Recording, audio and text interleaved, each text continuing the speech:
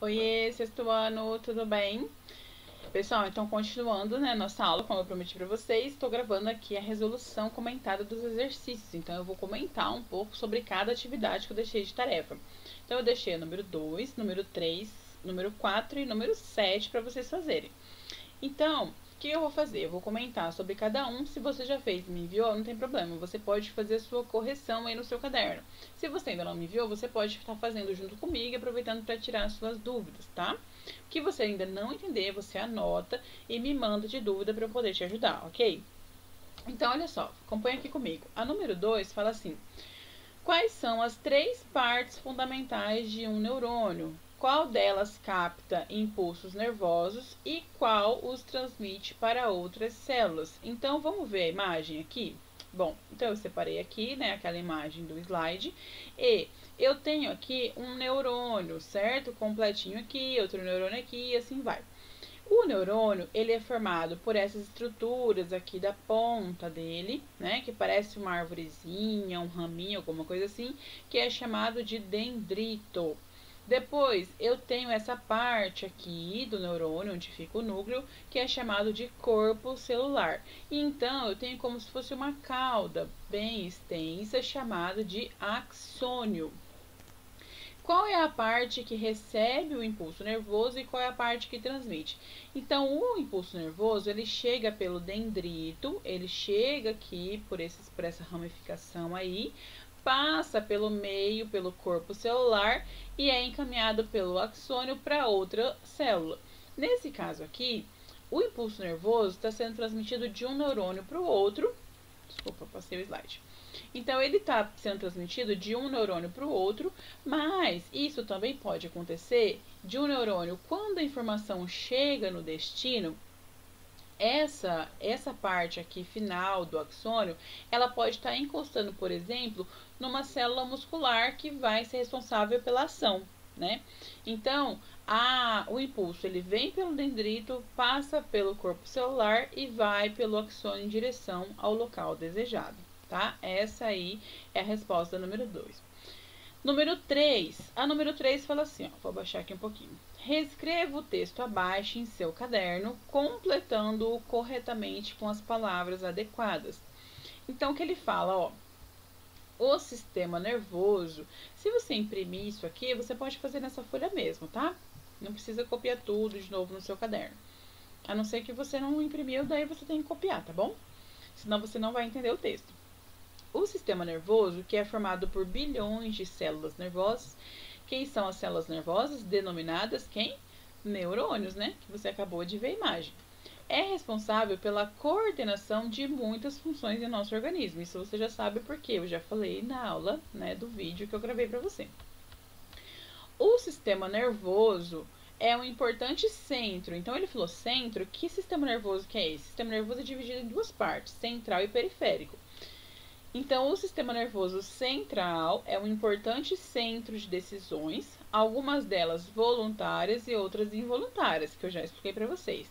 Ele é formado por quem? Quem que está lá no sistema nervoso central, lá no meio, né? Pelo encéfalo, que fica protegido pelo crânio, pela caixa craniana, e pela medula, né? Que fica lá, né, dentro da onde? Da coluna. Já o sistema nervoso periférico, que vai para os braços, para as pernas, né, para os membros, é constituído de 12 pares de nervos, ó. 12 pares de nervos cranianos, que saem aqui, né, dessa ponta aqui da medula e vai para a cabeça, e 31 pares de nervos raquidianos, que são os nervos que saem da coluna e vão em direção ao seu corpo. Os nervos do sistema nervoso são vias de comunicação por meio das quais o sistema nervoso... Então, aqui fala assim, ó. Os nervos do sistema nervoso periférico são vias de comunicação, ou seja, esses nervos que correm os nossos membros são vias de comunicação por meio das quais o sistema nervoso central recebe e envia informações ou estímulos, né, nervosos, ou também chamado de impulsos, tá? Então, essa é a número 3. Número 4. Se você não entendeu, você anota e me pergunta, tá? Volta o vídeo, vê de novo. Olha que interessante a 4. Após uma pessoa encostar a mão numa panela quente, ocorrem os seguintes eventos. A rápida retração do braço, lembra que eu falei pra vocês, né? Encostou a mão em algo quente, foi lá, pegou lá na panela, lá na colher que estava quente lá, sentiu, tira rapidinho o braço. Então, o que acontece? A rápida retração do braço, a sensação de dor, você vai perceber a dor, se queimou, e um grito.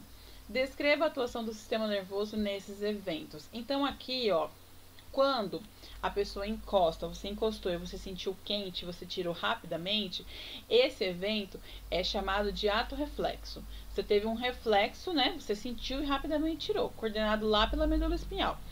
A sensação de dor, ela é controlada por um neurônio sensitivo, tá? Que tem a nossa pele, assim como outras partes do nosso corpo, mas o nosso tecido epitelial da nossa pele, ele é cheio de neurônios sensitivos, que eles percebem não só dor, mas também percebem o clima, né? Lembra que eu falei pra vocês, né? Percebem a temperatura, percebem várias coisas ao nosso redor.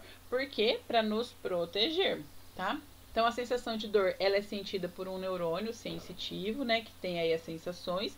E aí dá um grito. Um grito, ele é um ato involuntário, que quer dizer assim, perigo, algo de errado está acontecendo, tá? Então, esses são os eventos que o sistema nervoso controla. Aí a gente tem aqui o número 7, que diz assim, ó. A prática, deixa eu puxar pra cá um pouquinho, pra ver se eu saio da frente, né?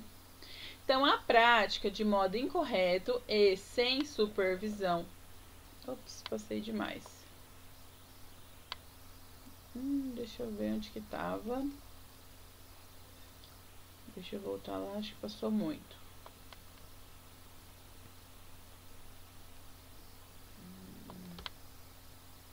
Vamos lá. Então, olha só. A prática de modo incorreto e sem supervisão adequada de certas atividades, como levantar objetos pesados, pode provocar hérnia de disco, doença que se caracteriza pelo esmagamento de um ou mais discos de cartilagem existente na coluna vertebral. O disco esmagado passa a pressionar a medula espinal e isso pode, por exemplo, provocar dificuldades para mover as pernas. Explique como uma lesão na coluna pode produzir tal dificuldade. Você já ouviu falar uma pessoa que ela perde os movimentos, seja dos membros inferiores ou dos inferiores e superiores? Ela tem uma lesão, é ocasionada por uma lesão na coluna vertebral e aí ela para, às vezes, assim, completamente com o movimento ou perde parte do movimento. Isso é muito sério porque as lesões na coluna ainda não tem cura pela medicina, né? Existem vários estudos, fisioterapia, tratamentos, mas a cura, fazer uma pessoa voltar a andar, fazer voltar a ter aqueles movimentos, reconstituir a medula, isso ainda não existe, né? Então, o que acontece? A medula espinhal, toda a informação de movimento que eu falei para vocês, ela sai lá da medula espinhal. E aí ela sai e vai em direção aos membros inferiores e superiores, pernas e braços, né? Então, tudo que acontece no nosso corpo de movimentação é coordenado, aí sai parte da informação da medula espinhal, que fica dentro da coluna vertebral. É por isso que a gente tem essa estrutura óssea aí, né, bem no meio do nosso corpo, para proteger a medula, porque a medula é muito sensível. Então, se você lesionar, né, perder um pedaço, né, romper ali aquelas ligações dos nervos, a pessoa pode perder os movimentos, porque perde a informação. É igual você já viu quando tem uma fiação, né, por exemplo. Aqui eu tenho o cabo do meu carregador do meu celular. Então, meu celular tá aqui no computador, tá carregando. Se eu cortar esse cabo aqui, gente, o que vai acontecer? O fornecimento de energia que está vindo por esse cabo, ele vai ser interrompido. Eu não vou conseguir transmitir mais energia pelo meu celular. Por quê? Porque eu cortei o cabo. A mesma coisa acontece na nossa medula. Se essa medula ela foi cortada ou houve uma lesão aqui, o movimento vai ser dificultado. Então, o que é hérnia de disco? A hérnia é quando a coluna, os ossinhos, as vértebras, são vários ossinhos empilhados em cima do outro. Essa vértebra, imagina assim, né? Ó, vários ossinhos em cima do outro, tal. quando essa vértebra aqui, ela é achatada, né, por algum esforço, peso e tal, ela começa a esmagar, né, o nervo que passa aqui dentro dela, né? Então o nervinho passa aqui e aí essa vértebra começa aqui a esmagar esse nervo e aí essa informação, o impulso nervoso, ele passa com dificuldade. Então a pessoa vai sentir dor nessa área e ela pode ter dificuldades para se locomover, para se movimentar, tá? Então, se você tem dúvida ainda, você pode me procurar. Essa era a atividade de hoje. Um beijo, fiquem com Deus.